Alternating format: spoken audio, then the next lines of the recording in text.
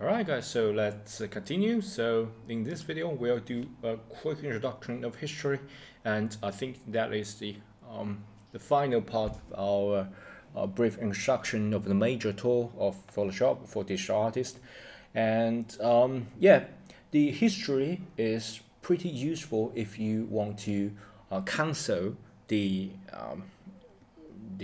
steps that you have already done to your image, or you want to do some experiments and yeah, and want to yeah, do the comparison of before and after effect.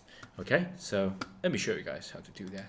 Okay, so for example, if you create a new, and as you guys can see, each of the workspace, each of the canvas got a different history. So previously we got a lot of history log here, and now it's just new.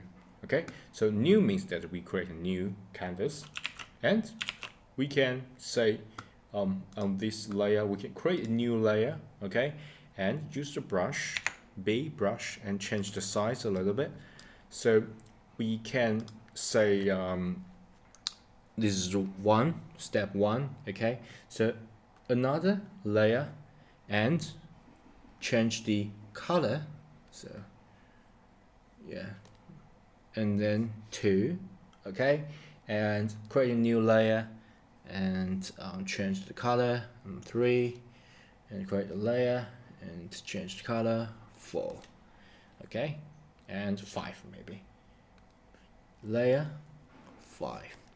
Okay, so once we have done that, and we click the history, and we just yeah, record every step that you have done to your canvas, and you can say as using a new layer as a step. So for example, if you want to cancel all 1, 2, 3, 4 steps, go back to this just the one. Okay, you can just click here, and it will automatically cancel everything that we done before after the layer 1. Okay, and after the creation of layer 2. Okay, so you can even get up a little bit. I think it's brush tool, and before the adding of a new layer, so we just got layer 1 here. And of course you can compare that with the finished result, which is layer 1, 2, 3, 4, 5.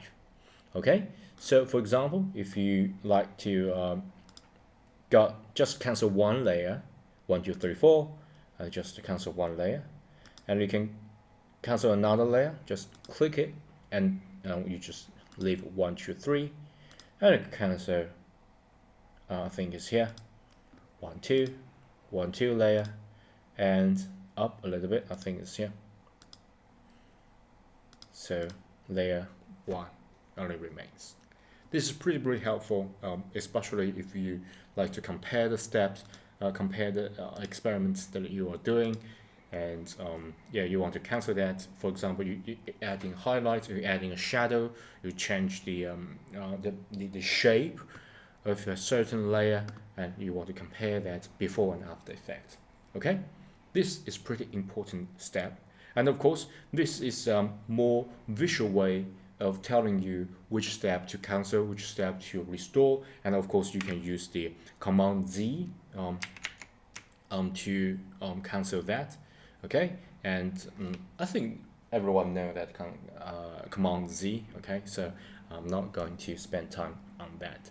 And here is another tip for you, is that if you like to say do some experiments with the layer 5, here is another safe step that you should take. Even though you can always do that at a history, you can undo the maneuver that you apply to a certain layer. But my recommendation is that the history is like the last resort. Okay, so you don't usually use history to change it. My personal favorite is that if you want to change the layer 5, for example, you're going to duplicate a layer. Okay, you can right click, and I think there is a duplicate layer, and you will get a duplicate layer copy. Okay, so every time if I want to change a certain, do some experiment, I'm going to duplicate that layer, and original layer, you can hide it, and you can do whatever you want with the layer 5 copy. Okay, so for example, if you want to change it, move it, I can just say Command T, okay, and move it down, okay, and say I want to make it a little angle, and maybe change the size of it.